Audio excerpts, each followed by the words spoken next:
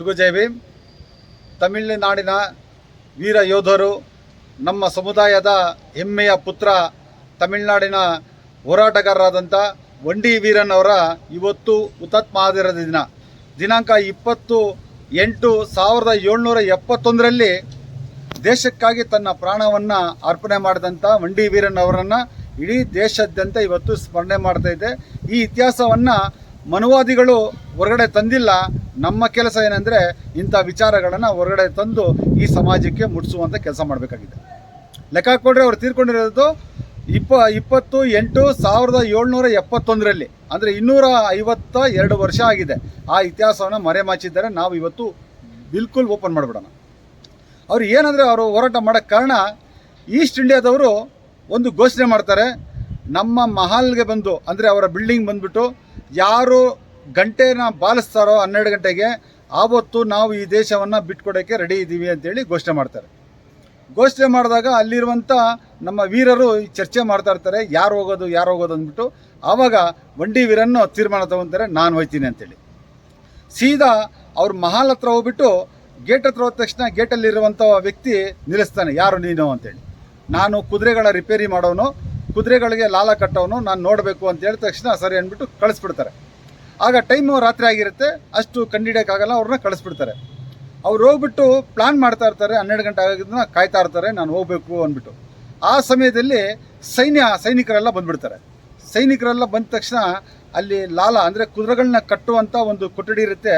ಆ ಕೊಠಡಿಯಲ್ಲಿ ಹೋಗ್ಬಿಟ್ಟು ಮಲಗಿರೋ ಮೇಲೆ ಹುಲ್ಲು ಹಾಕ್ಕೊಬಿಡ್ತಾರೆ. ಹುಲ್ಲು ಹಾಕ್ಕೊಂಡ್ಮೇಲೆ ಆ ಸೈನಿಕರು ಏನು ಕುದುರೆಗಳನ್ನ ಕಟ್ಟಕ್ಕಂತ ಬಂದಾಗ, ಆನೆ ದೊಡ್ಡದಾಗಿ ಒಂದಿರೋಂಥ ಕಬ್ಬಿಣದು ರಾಡ್ ತಗೊಂಡು ಏನು ವಂಡಿ ವೀರನ್ ಮಲಗಿರ್ತಾರೆ, ಹೀಗೆ ಅವರ ಕೈ ಒಳಗಡೆ ಸೇರಿಸಿ ಆನೆ ತಗೊಂಡು ಹೊಡಿತಾರೆ. ಹೊಡೆದ್ಬಿಟ್ಟು ಕುದುರೆನ ಕಟ್ಬಿಟ್ಟು ಹೋಗ್ತಾರೆ. ಸಮಯ ನೋಡಿದ್ರೆ ತುಂಬ ಕಮ್ಮಿ ಇದೆ.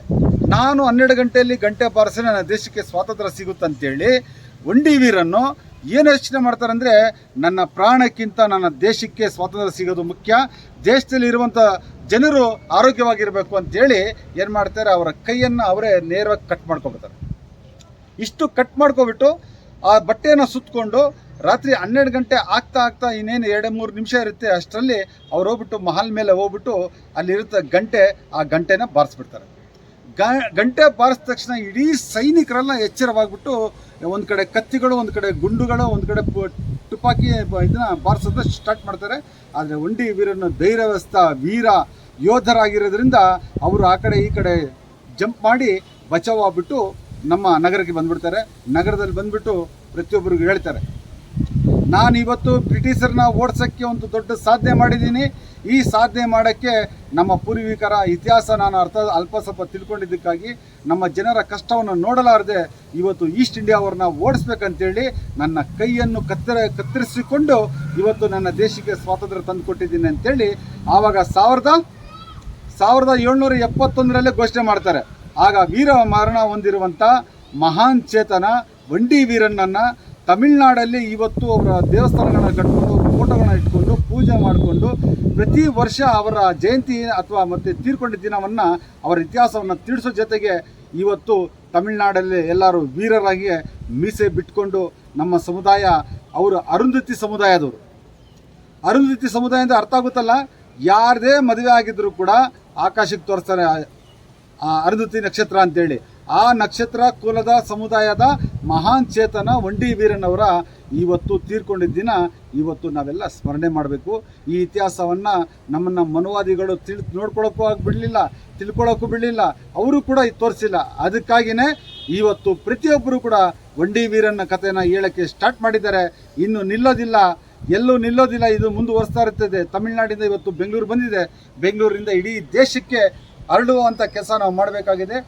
ಹಜರತ್ ಟಿಪ್ಪು ಸುಲ್ತಾನ್ ಯಾವ ಥರ ದೇಶಕ್ಕಾಗಿ ಪ್ರಾಣವನ್ನು ಕೊಟ್ಟರು, ಅದೇ ಥರನೇ ವಂಡಿ ವೀರನ್ನು ಕೂಡ ಈ ದೇಶಕ್ಕಾಗಿ ಪ್ರಾಣವನ್ನು ಕೊಟ್ಟಿದ್ದಾರೆ.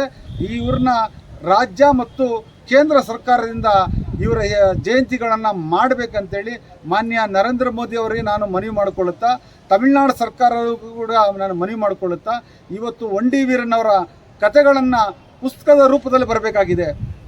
ಪುಸ್ತಕ ರೂಪದಲ್ಲಿ ಬರಬೇಕು. ಯಾಕಂದರೆ ತನ್ನ ದೇಶಕ್ಕಾಗಿ ತನ್ನ ಪ್ರಾಣ ಕೊಟ್ಟಿದ್ದಾನಂದರೆ ಇಂಥ ವೀರನ ನಾವು ಸ್ಮರಣೆ ಮಾಡೋದು ನಮ್ಮೆಲ್ಲರ ಪುಣ್ಯ.